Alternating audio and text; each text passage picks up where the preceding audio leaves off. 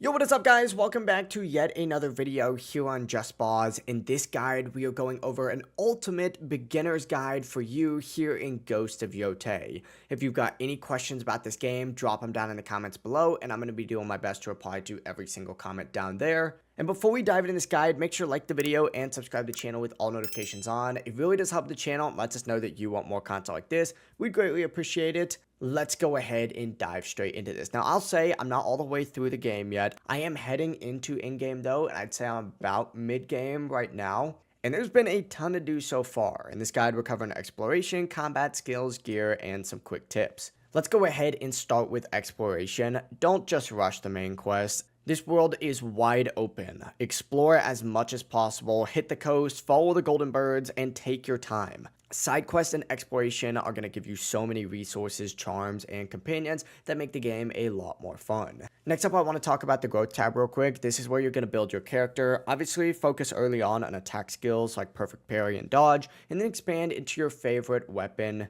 tree. Mine's personally going to be those dual katanas, but everyone's playstyle is different, so test weapons and see what fits you. There is a lot of gear on this game. Save up your money early instead of wasting it on random weapons and aim for strong armor sets like the Undying or the Spider Lily armor set and upgrade them. Take advantage of those loadouts to swap quickly between builds. Charms are also huge in this game. If you collect them, you can boost your health, your abilities, and you can unlock major slots. Just keep checking those hot springs and other points of interest to upgrade. And don't forget about your inventory. Craft consumables, flames, and upgrade weapons as you go. When it comes to combat practice, I recommend trying out stances and weapons until you find your rhythm. You'll see these spirit things down in the bottom. The left is going to feel your heals, and racking up kills is going to charge Onryo's Howl for devastating attacks. Combat feels extremely smooth once you get the hang of switching weapons and timing parries.